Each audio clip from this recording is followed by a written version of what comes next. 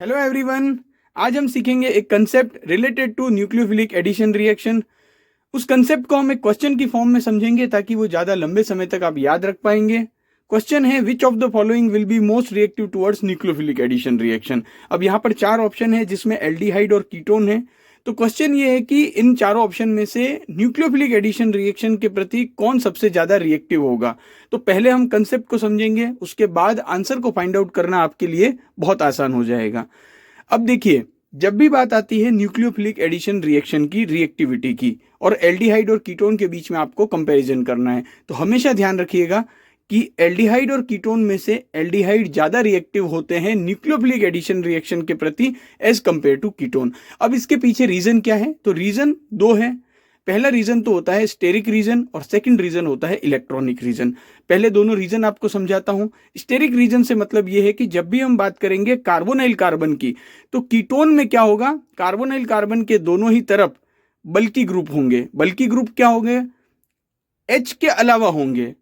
Aldehyde की जब हम बात करते हैं तो कार्बोनाइल कार्बन के दोनों तरफ, एक तरफ तो H होगा और दूसरी तरफ क्या होगा? कोई भी अदर ग्रुप होगा। तो अगर हम स्टेरिक रीजन से बात करें तो हमेशा स्टेरिक हिंड्रेंस कहां पर ज्यादा होगा? कीटोन में ज्यादा होगा, क्योंकि वहां पर दो बड़े ग्रुप कार्बोनाइल कार्बन के दोनों तरफ रहते हैं। अब बात करें अगर हम एल्डिहाइड की, तो वहां पर जैसे मैंने पहले भी बताया कि हाइड्रोजन होता है और उसके बाद दूसरी तरफ कोई भी दूसरा ग्रुप होगा। तो इस वजह से स्टेरिक रीजन की वजह से एल्डिहाइड ज्यादा रिएक्टिव होते हैं। अब दूसरा रीजन मैंने बताया इलेक्ट्रॉनिक रीजन। तो देखिए, न्यूक्लियोफिलिक एडिशन रिएक्शन में कार्बोनाइल कार्बन जो होता है उस पर कौन अटैक करता है? उस कार्बोनाइल कार्बन पर न्यूक्लियोफाइल अटैक करता है। और न्यूक्लियोफाइल जो होता है वो किस कार्बोनाइल कार्बन पर ज्यादा इजीली अटैक करेगा? जहां पर इलेक्ट्रॉन डेफिशिएंसी ज्यादा होगी, क्योंकि न्यूक्लियोफाइल जो है उस पर क्या होता है? Negative charge.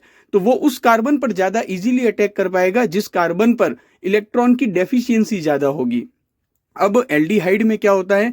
एक तरफ तो H होता है और दूसरी तरफ कोई भी दूसरा सब्स्टिट्यूएंट होगा।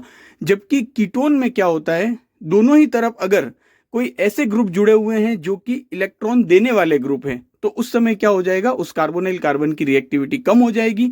तो ये दो रीजन होते हैं। अब बात करें इन चारों ऑप्शन की, तो देखिए, पहला ऑप्शन क्या है? कीटोन है, तो ये ऑप्शन तो कट हो गया। दूसरा ऑप्शन क्या है? एल्डिहाइड है। तीसरा ऑप्शन भी एल्डिहाइड है और चौथा ऑप्शन भी क्या है? चौथा ऑप्शन क्या है? कीटोन है।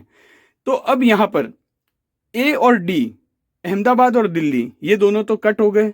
अब बी और सी, बॉम्बे और चेन्नई में कौन ज्यादा रिएक्टिव होगा? तो देखिए, मैंने आपको दोनों रीजन बहुत अच्छे से समझाए हैं। अब बहुत सारे बच्चे तो अभी समझ चुके होंगे कि आंसर क्या होगा, लेकिन यहां पर अगर बी और सी ऑप्शन में हम बात करें तो दोनों एल्डिहाइड है। अब यहां पर एक है एसिटल्डिहाइड CH3CHO और दूसरा क्या है? C2H5CHO। तो जो मैंने आपको रीजन बताया था स्टेरिक रीजन, तो स्टेरिक रीजन अगर हम देखें तो यहां पर एक तरफ तो कार्बोनाइल कार्बन की तरफ कौन जुड़ा हुआ है? CH3, और दूसरी सी ऑप्शन में कौन है? C2H5।